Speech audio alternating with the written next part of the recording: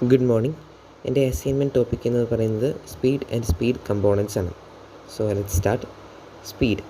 Speed is defined as the rate of change of position of an object in any direction. Speed is measured as the ratio of distance to the time in which the distance was covered.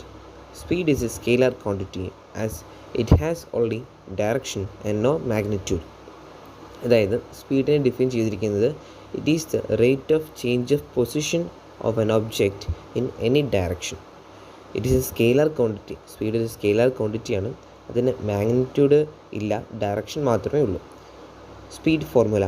The formula of speed is s equals d by t, where s is the speed, d is the distance travelled, and t is the time taken. ഇനി നമുക്ക് types of speed നോക്കാം. There are 4 types of speed. 4 തരത്തിലുള്ള സ്പീഡുകളുണ്ട്. They are uniform speed, variable speed, average speed, and last one instantaneous speed. ഒന്നാമത് uniform speed. A object is said to be in uniform speed when the object covers equal distance in equal time intervals. Second one, variable speed. A object is said to be in variable speed when the object covers a different distance at equal intervals of times. Third one, average speed. Average speed is defined as the uniform speed which is given by the ratio of total distance traveled by an object to the total time taken by the object. Fourth one, instantaneous speed. When an object is moving with variable speed, then the speed of that object at any instant of time is known as instantaneous time. ഇതിൽ ഒന്നാമത്തേത് uniform speed. ഒരു ഒബ്ജക്റ്റിനെ uniform speed എന്ന് പറയണമെങ്കിൽ ആ object equal time ഇൻ്റർവെൽസിൽ equal distance cover ചെയ്തിരിക്കണം. ഇനി രണ്ടാമത്തേത് വേരിയബിൾ സ്പീഡ്. ഒരു ഒബ്ജക്റ്റിനെ വേരിയബിൾ സ്പീഡിലാണെന്ന് പറയണമെങ്കിൽ ആ ഒബ്ജക്റ്റ് ഈക്വൽ ഇൻ്റർവൽസ് ഓഫ് ടൈമിൽ ഡിഫറെൻറ്റ് ഡിസ്റ്റൻസ് കവർ ചെയ്തിരിക്കണം.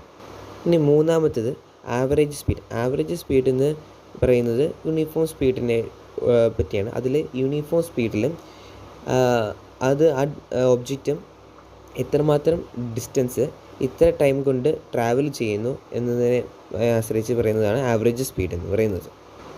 നാലാമത്തേത് instantaneous speed.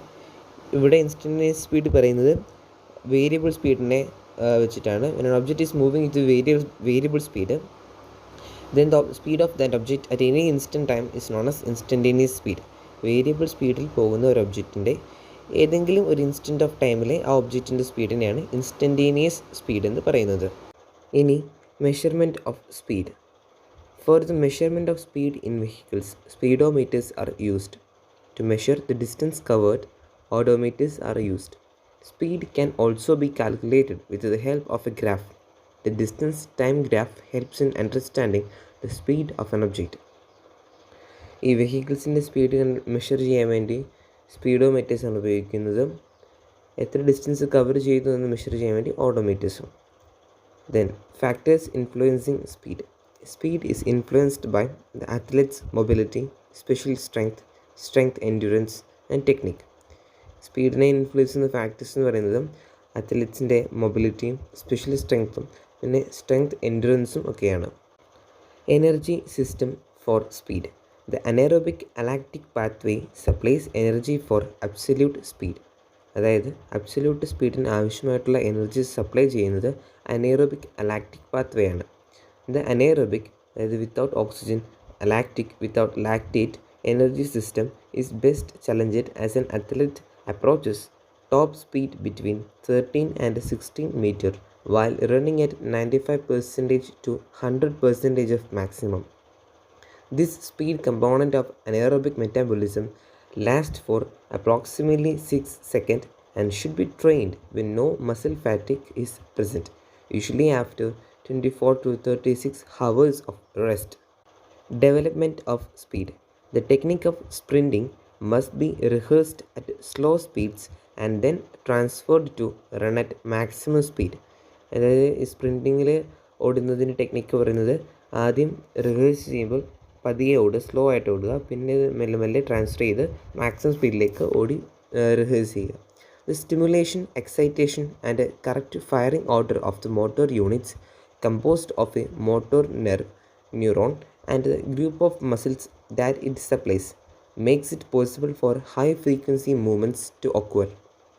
The whole process is not totally clear, but the complex coordination and timing of the motor units and muscles must be rehearsed at high speeds to implant the correct patterns. Then the development of speed is highly specific, and to achieve it we should ensure that flexibility is developed and maintained all year around. അതായത് സ്പീഡിൻ്റെ ഡെവലപ്മെൻറ്റിന് is highly specific ആണ്. അത് achieve ചെയ്യണമെങ്കിൽ നമ്മൾ ഈ കാര്യങ്ങളൊക്കെ ചെയ്യണം. Flexibility is developed and maintained all year around. Flexibility നമ്മൾ ഒരു വർഷം മുഴുവൻ പരിശീലിക്കണം. Strength and speed is developed in parallel. സ്ട്രെങ്ത്തും സ്പീഡും പാരലായിട്ട് അതിൻ്റെ ഒപ്പം ഡെവലപ്പ് ചെയ്യണം. Skill development is pre learned, rehearsed and perfected before it is done at high speed levels.